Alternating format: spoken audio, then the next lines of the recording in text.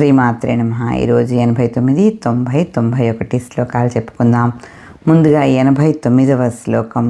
శివప్రియ శివపర శిష్టేష్ట శిష్టపూజిత అప్రమేయ స్వప్రకాశ మనోవాచామ గోచర. శివప్రియ అంటే శివునికి ఎంతో ప్రీతి అయినది, ఇష్టమైనది అని. శివపర అంటే శివుడు తప్పితే వేరే ధ్యాస లేనటువంటిది అని. శిష్టేష్ట అంటే మంచి అలవాట్లు ఉన్నవారిని ఇష్టపడేటువంటి తల్లి అని. శిష్ట పూజిత అంటే మంచి వారిచే పూజింపబడుతుంది ఆ తల్లి అని.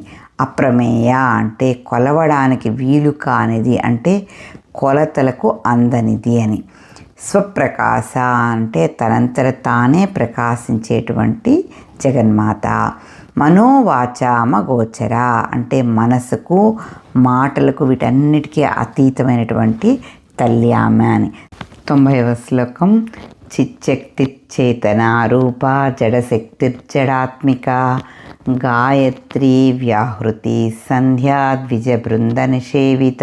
చిచ్చక్తి అంటే చైతన్య స్వరూపిణి అని.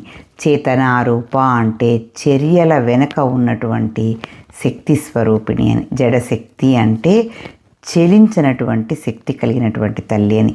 జడాత్మిక అంటే చెలించని ప్రపంచ రూపము కలిగినటువంటి తల్లి అని. గాయత్రి అంటే వేదమాత అయినటువంటి గాయత్రి రూపం కూడా అమ్మవారే అని అర్థము. వ్యాహృతి అంటే అక్షరాల నుంచి ఉద్భవించి వ్యాప్తి చెందినది. సంధ్య ఉదయము, మధ్యాహ్నము, సాయంకాలాలు సమయంలో తగినటువంటి తల్లి అని అర్థము.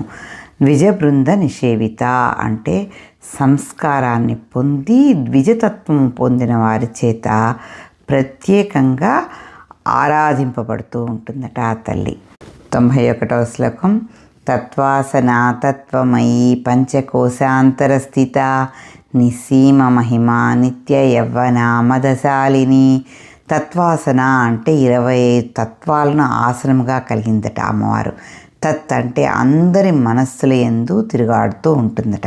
త్వం అంటే నువ్వు అని అర్థం ఇక్కడ. అయ్యి అంటే అందరికీ తల్లి అయినటువంటిది అని. పంచకోశాంతర స్థిత అంటే 5 కోశముల మధ్యన ఉంటుందట. సీమ మహిమ హద్దులు లేని మహిమ కలిగినటువంటిది.